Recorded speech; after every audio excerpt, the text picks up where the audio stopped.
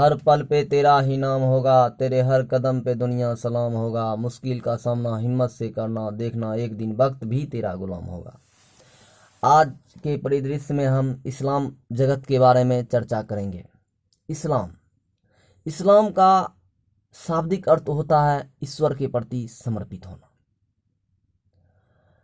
ईश्वर के प्रति समर्पित कौन होगा? जो अच्छे काम करेंगे। जो बुरे काम करेंगे तो वो हो नहीं सकते हैं। अच्छे काम करेंगे, जो शिक्षा प्राप्त करेंगे। शिक्षा प्राप्त करेंगे तो अच्छे काम करेंगे।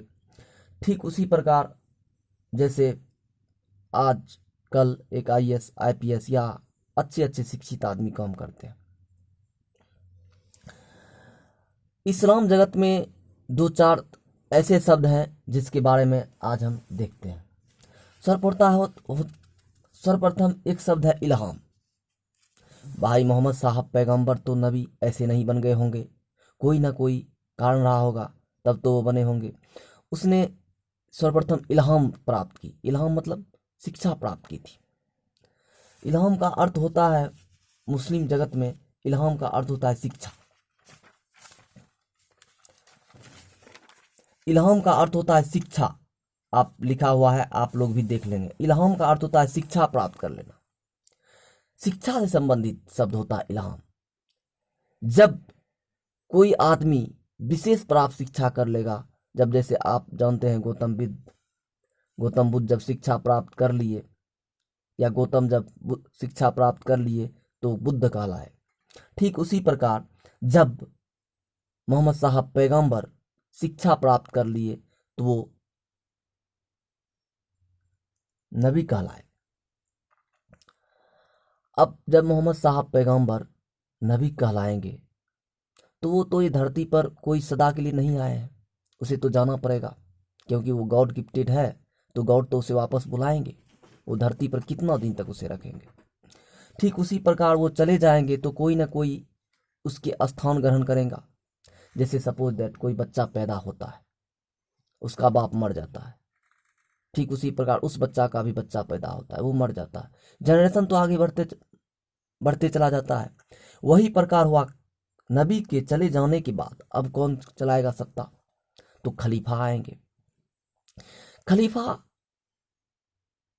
नबी के उत्तराधिकारी हुए। मोहम्मद साहब पैगंबर जो नबी थे इस्लाम के, उसके उत्तराधिकारी को हम खलीफा कहते हैं। जब इस खलीफा का पद आप देखेंगे 1924 तक चलता है, जिसे तुर्की के उस समय के शासक, आज तो कोई और है, उस समय के शासक मुस्तफा कमाल पाशा समाप्त कर देते हैं। तो ठीक उसी प्रकार आप देखेंगे कि भारत में खिलाफत आंदोलन कैसे जुड़ा है। हर एक टॉपिक से दूसरा टॉपिक जुड़ा हुआ है। इसीलिए मैं भले ही प्राचीन इतिहास नहीं शुरू किया हूं, लेकिन मैं इसके बारे में चर्चा जरूर करूंगा। अब देखिए,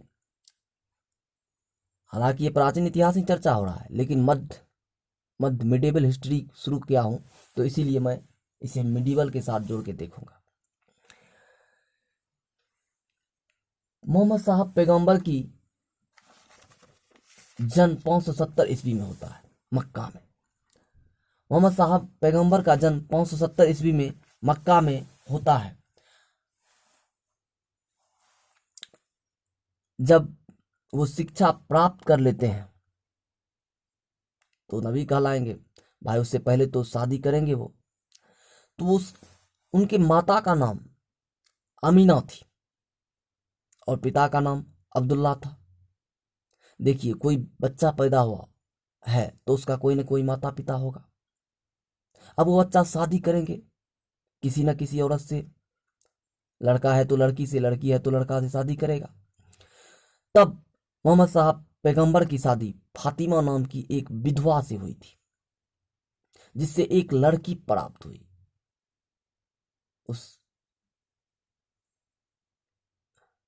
फातिमा बेटी थी। खदीजा नामक एक विधवा से उनका विवाह होता है और उससे एक लड़की प्राप्त होती है, जिसे फातिमा नाम से जाना जाता है। उसी का पुत्र था हुसैन।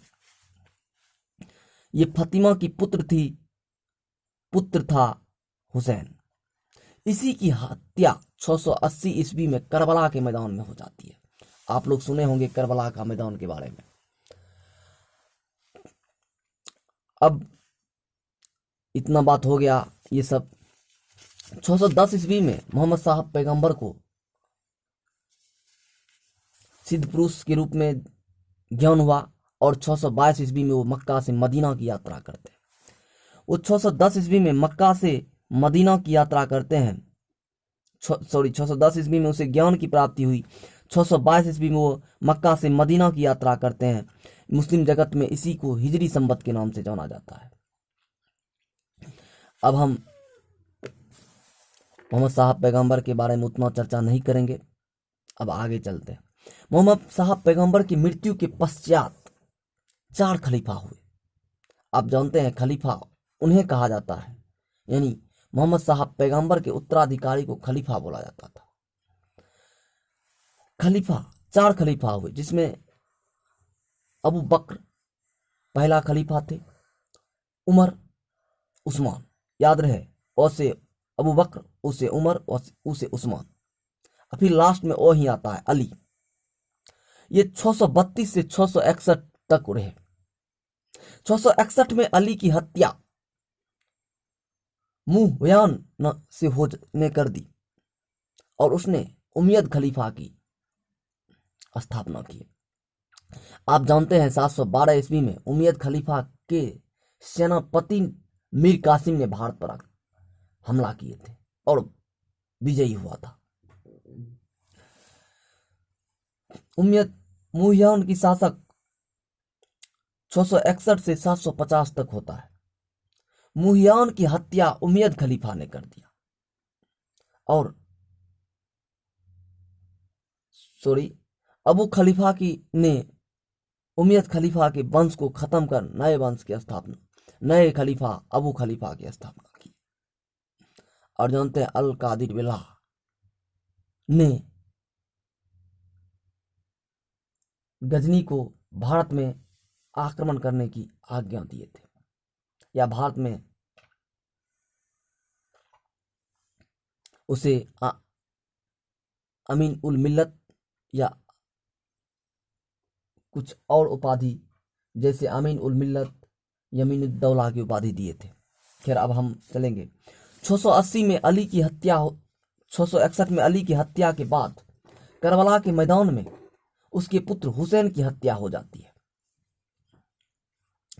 हुसैन की हत्या के बाद अनेकों नेक भाग में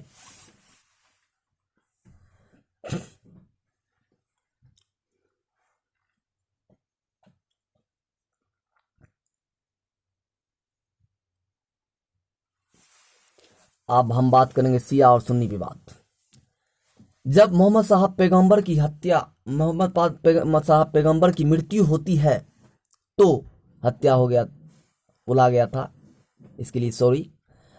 जब मोहम्मद साहब पैगंबर की मृत्यु हो जाती है तो शिया और सुन्नी के बीच कंट्रोवर्सी उत्पन्न हो जाता है। जहां शिया चाहता था कि खलीफा वो बने जो मोहम्मद साहब के ब्लड से रिलेटेड हो, जबकि सुन्नी चाहता था ऐसा नहीं। सुन्नी चाहता था कि भाई वो भी खलीफा बन सकता है जिसके पास ज्ञान की प्राप्ति हो, जिसको ज्ञान हो, जिसके चलते आगे शिया और सुन्नी विवाद काफी गहरा हो गया। और आज भी आप लोग जानते हैं कि ईरान वर्सेस सऊदी अरब एक दूसरे के बीच युद्ध की तैयारी हमेशा करता रहता है। शिया चाहता था अली बने, सुन्नी चाहता था कोई और बने। अब आप लोग से एक सवाल है कि बताइए कि अली तो ब्लड रिलेटेड नहीं था मोहम्मद साहब पैगंबर से। कैसे नहीं था? क्योंकि उसका बाल बच्चा वो नहीं थे। रिलेटेड हुसैन था, हुसैन